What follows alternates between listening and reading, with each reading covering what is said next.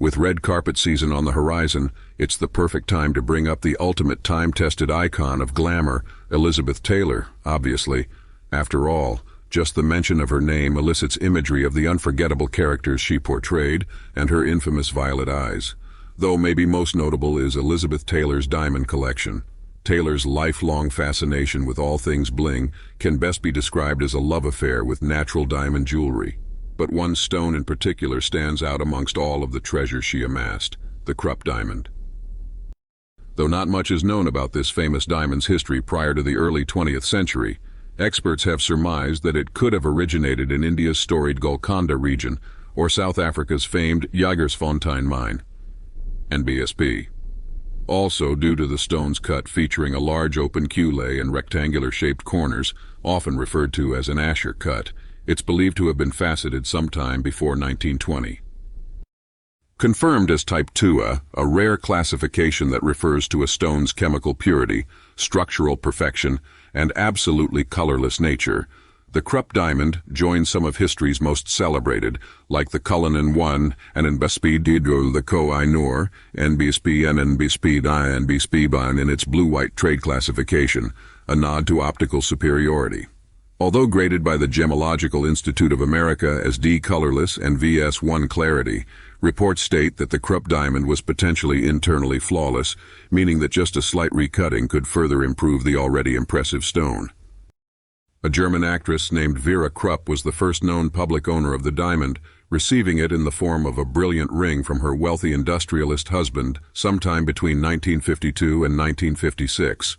After a very public divorce, Vera moved to America, making her new private homestead the 500-acre Spring Mountain Ranch outside of Las Vegas, NBSP. Not surprisingly, the large ring was worth a small fortune, about $275,000 in 1959. Said to be a glamorous and ostentatious woman, Krupp would often be seen wearing the large natural diamond jewel whenever she ventured into town. All that changed the evening of April 10, 1959, on Krupp's sprawling Spring Mountain Ranch about 26 miles southwest of Las Vegas. She and her foreman were finishing dinner when three men knocked on the door offering to blacktop her long driveway.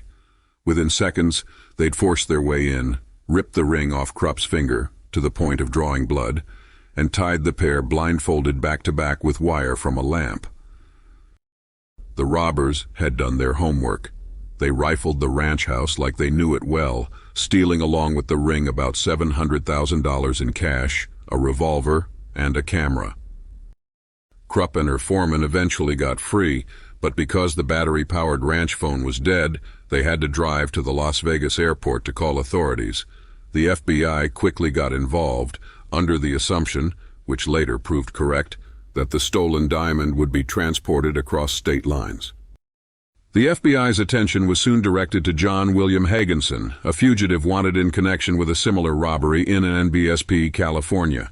Drawing on nearly a dozen field offices, the FBI tracked Hagenson's zigzag moves across the country and eventually arrested him in Louisiana.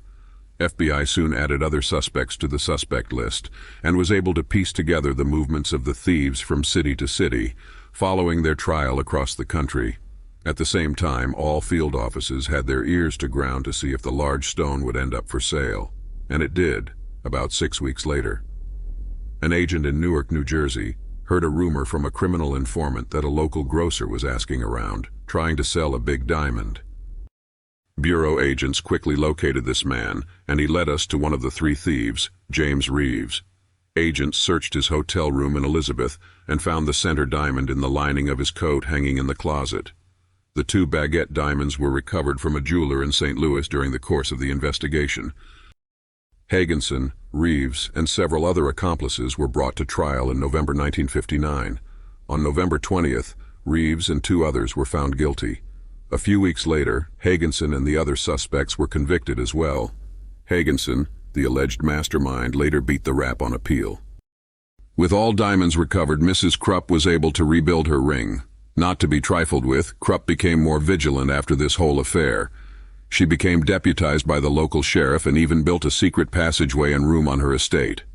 A local Las Vegas journalist reported that after the incident, she would attach the ring with a safety pin to her bra strap at all times, even while riding Sweetheart, her favorite horse, around the ranch. After Vera's passing in 1967, the 33.19 carat diamond went up for auction at Park Burnett Galleries in New York City. On May 16, 1968, after a bidding war with Harry Winston himself, actor Richard Burton purchased the diamond ring for the hammer price of $305,000, the highest price paid at auction for a diamond ring at the time. Burton presented it to Elizabeth Taylor in BSP as a surprise gift on their yacht NBSP Charisma NBSP while it was moored on the River Thames near London, where the couple was celebrating a new business venture. Hailing from an era before stylists were en vogue, Taylor often dressed and styled herself. She was known to wear her magnificent jewelry collection in both stage and screen performances, plus personal appearances she deemed appropriate. Over time, Taylor's persona became so intertwined with jewelry that in 1993, when she guest starred as herself in Fox's Season 4 finale of an NBSP The Simpsons, she was animated wearing the Krupp diamond.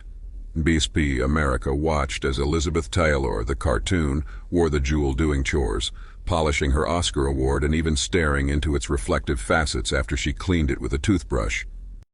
After Taylor's passing in 2011, her estate put the iconic ring up for auction at NBSP, Christie's and NBSP, along with 80 additional items from her collection. The sale was to benefit her eponymous foundation that supported many charities and medical research. The auction kicked off with a showing of one of Taylor's home videos in which she sunbathes by the pool and, to laughter from the audience, says, "It looks as if everything is going to sell much higher than the estimated prices, doesn't it, darling? Keep bidding." Turns out Taylor's foresight couldn't have been more accurate.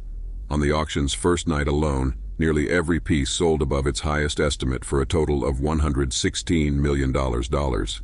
The Krupp diamond ring, which Christie's aptly renamed the Elizabeth Taylor diamond, sold to a Korean retail company for over $8.8 million.